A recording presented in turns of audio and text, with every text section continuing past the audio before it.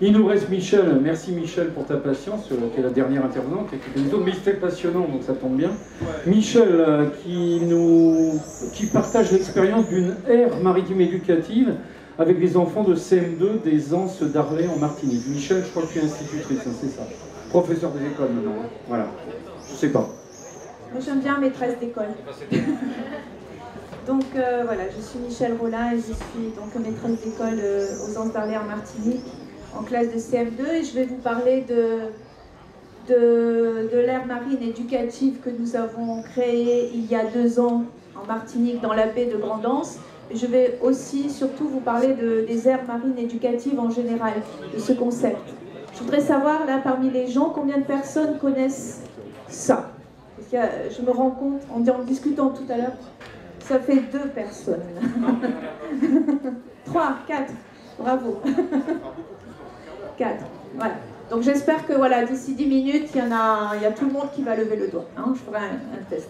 Des aires marines éducatives qu'on appelle plus facilement AME, et on aime bien appeler AME parce que ça fait âme. Et comme d'œil à Bernard Moitessier, nous aussi on veut sauver notre âme. Donc voilà. Donc la première aire marine éducative a vu le jour aux Marquises. Ça aussi c'est un beau clin d'œil à Bernard. Donc dans l'île de Tawata, où un groupe d'enfants a émis le souhait de sauver, de vouloir prendre en charge sa baie, la plage qui se trouvait devant son école, parce qu'il y avait des menaces sur le récif corallien. Donc ils ont commencé à inventer ce projet. Par la suite, l'année suivante, il y a 6 aires marines éducatives qui ont vu le jour aux Marquises. Et pour un peu consolider le concept, on a créé, cet ensemble de projets a été consolidé sous le nom de projet Pukatai, qui veut dire corail en marquisien. Donc, ensuite, en 2015, lors de la COP 21, il y a eu une signature de partenariat entre le gouvernement polynésien et la ministre de l'écologie, de l'environnement, la mer et de l'énergie, qui était Ségolène Royal. Il a été donc signé un partenariat afin de consolider le concept et la philosophie polynésienne des aires marines éducatives, afin de les étendre, mais surtout aussi de les étendre au niveau national, donc la métropole et les départements d'outre-mer. Donc en 2016, en France, 8 aires marines éducatives ont vu le jour, dont 2 en Bretagne, 2 sur la côte méditerranéenne, une en Corse, une à La Réunion, une en Martinique. C'était pas encore la mienne, la nôtre. Et voilà. En 2017-2018, 50 aires marines éducatives ont vu le jour, dont cette fois Grand'Anse. C'est là que nous nous sommes inscrits avec 3 collègues. Donc ça représente 4 classes, à peu près une centaine d'élèves sur les Anses d'Arlay qui ont pris en gestion leur territoire proche, juste là où ils vivent. 2 classes de 6e et une classe de CM1, une classe de CM2. Du côté de la Polynésie, ça fonctionne toujours, et il y a beaucoup d'aires marines éducatives qui ont vu le jour, mais en mode autonome, puisqu'ils ont été les créateurs du projet.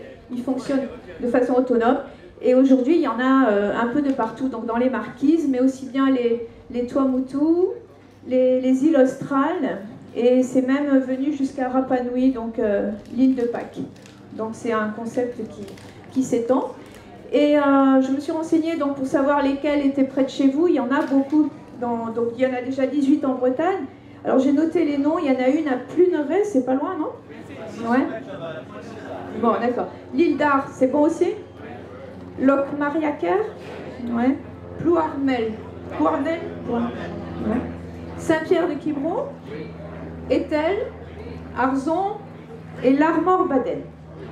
Donc, sachez que sur toutes ces communes, il y a une classe d'enfants qui a pris en charge avec son professeur, bien sûr, et je vais l'expliquer comment ça fonctionne, une zone délimitée de son littoral pour essayer d'être vraiment complètement gestionnaire de cette aire. Alors, qui gère ça au niveau national? C'est l'Agence française de la biodiversité, l'AFB, qui est basée à Brest. Et c'est monsieur François Morisseau qui s'en occupe. Et c'est en partenariat avec le ministère de l'écologie, de l'environnement, je ne sais plus comment on dit. Enfin voilà, de l'écologie et de l'éducation nationale. Voilà. Donc, il a été créé une charte à laquelle chaque participant et enfant doit adhérer. Et à la suite du travail sur plusieurs mois, un an, un label est décerné. L'aire marine est labellisée, symbolisée par la position d'un pavillon, mais bon, voilà, c'est la récompense. Et un livret à destination des enseignants a été fait. Il y a toujours pour une aire marine éducative plusieurs parties, donc les enfants avec leurs enseignants.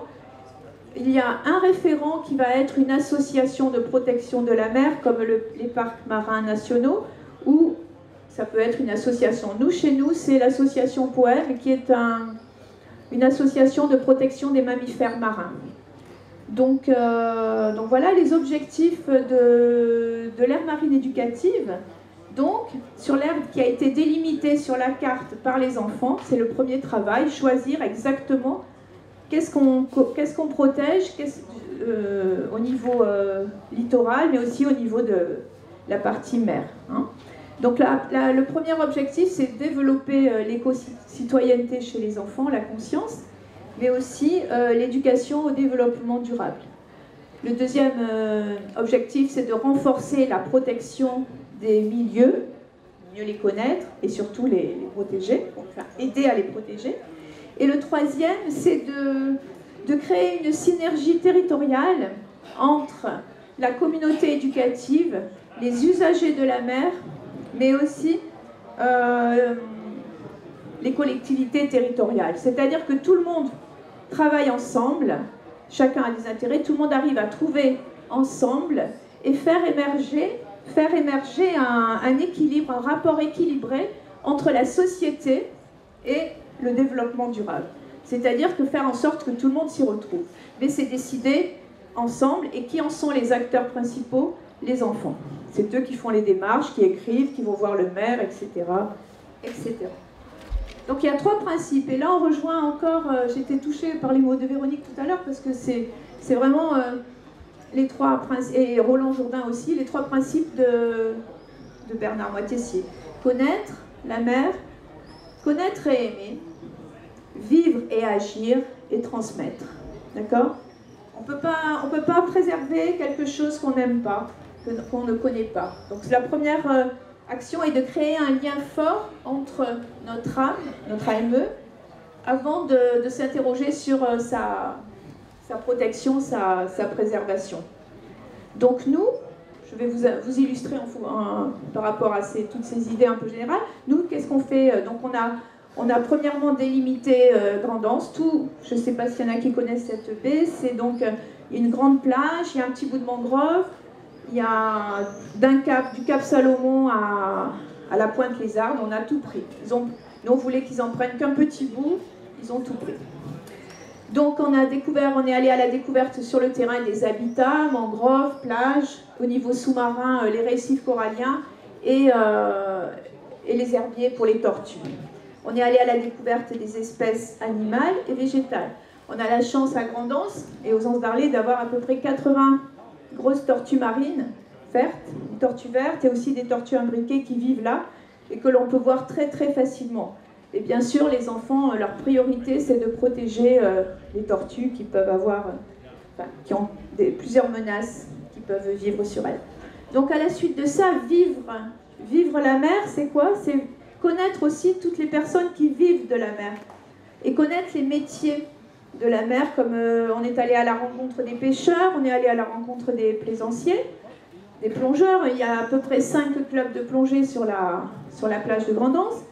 Et les restaurateurs, les touristes, les agents d'entretien qui ramassent tous les jours les déchets sur la plage, les habitants. Aller connaître toutes leurs préoccupations, leurs intérêts, leurs doléances. Les enfants font des interviews, on passe beaucoup de temps sur le terrain. de là, on se pose des questions et on se dit, quels sont les dangers? Quels sont les dangers quelles sont les menaces qu'il y a sur ces habitats, sur ces espèces animales et sur ces espèces végétales? Et on a déterminé pour nous 7 enjeux. Il y a la pollution visible, bien sûr, les déchets, les macrodéchets. Il y a la pollution chimique, les hydrocarbures, mais aussi tout ce qui est les eaux usées. Il y a la pollution lumineuse, parce que les lumières, elles empêchent les tortues il y a des pontes de tortues sur nos plages, et la lumière empêche les tortues d'aller naturellement vers la mer, puisque la nuit, les tortues, la lumière reflète sur la mer, la lumière des étoiles, la lumière de la lune. Il y a aussi la pêche quand elle est mal gérée, les ancres des bateaux. Les ancres des bateaux qui abîment les fonds et en particulier les herbiers de tortues. Il y a les espèces invasives. Chez nous, on a le poisson-lion qui est arrivé par accident lors du cyclone Katrina en Floride. En Floride, oui. Enfin bon, par là. Louisiane, voilà. Il y a un aquarium qui s'est cassé, un gros aquarium qui a libéré des poissons-lions qui sont arrivés aux Antilles, qui n'ont rien à faire aux Antilles, parce qu'ils n'ont pas les prédateurs qu'ils ont naturellement aux Philippines, par là, dans l'océan Indien, des gros mérous. Et donc, du coup, il y a vers les Bahamas, et puis c'est arrivé jusqu'en Martinique, il y a des récifs qui sont décimés par les poissons-lions. Il y a aussi une algue halophile qui, justement, parfois avec les ancres des bateaux qui détruisent la nourriture principale des tortues vertes, eh ben, ça racle un peu, ça fait des trous, et au lieu de pousser l'herbe à tortue, ils poussent de la mauvaise herbe.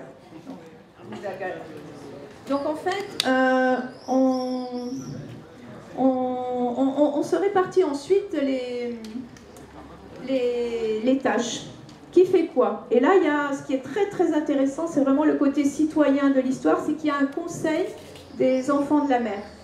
Et les enfants de chaque classe ont des délégués, on fait des réunions, et on essaye de faire qui fait quoi. Et surtout, on leur pose la question, comment est-ce que vous aimeriez que votre aire marine soit? Qu'est-ce que vous aimeriez changer dans 5 ans, dans 10 ans, dans 15 ans? On leur fait réfléchir, qu'est-ce qui est bien maintenant que vous aimeriez qu'il soit encore? De quoi vous craignez? Et puis voilà, alors là on se partage les tâches. Nous sommes... on a travaillé tout d'abord sur les macrodéchets, donc on a fait plusieurs ramassages de plage, et en particulier sur les mégots. Les enfants ont fait des recherches, ils ont vu qu'un mégot polluait 500 litres d'eau, et il y a beaucoup de mégots sur les plages. Donc on a commencé à construire des prototypes de cendriers collectifs et les proposer à des restaurants. On travaille aussi beaucoup avec les scientifiques qui viennent étudier les tortues, pour mieux les connaître donc, et puis des scientifiques qui travaillent sur les microplastiques. Et voilà. Et sur le poisson-lion également, puisque nous avons appris comment est-ce qu'on l'attrapait. Vous savez, il est très dangereux le poisson-lion. C'est un genre de rascasse avec des épines qui piquent, très dangereuses, et on a appris des recettes, parce que une des solutions pour l'éradiquer, c'est le pêcher. C'est le seul poisson que les plongeurs ont le droit de pêcher en bouteille, parce qu'il faut essayer de l'éradiquer. Et on s'est rendu compte que c'était très bon. On a travaillé avec aussi un cuisinier de Grand'Anse, et on a appris des recettes, et on essayait d'expliquer aux gens qui allaient plonger, de leur expliquer les recettes, de faire goûter tout ça. Voilà. Donc le troisième volet, c'est transmettre. Bon, ben déjà, nous essayons de transmettre aux enfants, mais les enfants créent aussi des messages de protection, et ces messages, ils vont essayer de les expliquer aux adultes. On a fait une conférence lors d'une exposition sur les éponges. Et sinon, on essaie de transmettre. Voilà. Nous, par ailleurs, comme je l'ai expliqué hier aux personnes qui m'ont entendu, on a un blog Manu Martin Autour du Monde qui parle de tout ce qui concerne la mer, et on essaie de faire connaître un peu nos activités. Et alors, on se rend compte, pour terminer, que cette expérience, elle est vraiment magnifique. Parce qu'on se rend compte que les enfants, bon, bien sûr, les adultes de demain, ils apprennent beaucoup. Tout à l'heure, je parlais avec Roland Jourdain. Il il est intervenu avec son association Explore dans une aire marine éducative à Concarneau. Et il me dit, j'ai été bluffé, je me suis fait envoyer balader par les enfants, parce que tout ce que je leur expliquais, bah, ils le savaient déjà. Et il dit, bah, tant mieux, parce que ça veut dire que vraiment, c'est du bon boulot. Les enfants, ils sont conscients, il ne faut vraiment pas les sous-estimer. Effectivement, ce sont les adultes de demain. Et moi, j'aimerais vraiment, si j'étais peut-être ministre de l'Éducation nationale, mais c'est pas gagné, que ce soit quelque chose qui devienne un peu obligatoire. Parce que essayons d'imaginer que toutes les écoles, parce que oui, il y a quelque chose de nouveau aussi, il y a maintenant, François Morisseau est en train de conceptualiser les ATE, c'est-à-dire des aires terrestres éducatives, ce qui fait qu'on pourrait imaginer que tous les enfants de toutes les classes s'occupent de leur petit territoire devant chez eux. Et si chacun, pendant quelques années, parce que c'est des projets qui durent quelques années, si chacun s'occupe de son petit territoire devant, ben, je pense qu'on ira vraiment vers un monde... Enfin, on peut essayer de changer quelque chose. J'entends souvent qu'on dit c'est trop tard, c'est foutu, etc. Moi, je crois qu'on n'a pas le droit de penser ça. On n'a pas le droit parce que on a des enfants, ou enfin, en tout cas, il y en a tout autour de nous, et puis on leur laisse notre environnement, notre planète, et il faut jusqu'au bout, même si c'est tout petit ce qu'on fait, on est tous tellement nombreux que ça fera un gros... Voilà, c'est pas un scoop que je vous dis, mais je le pense profondément et je crois qu'il faut le répéter. Voilà.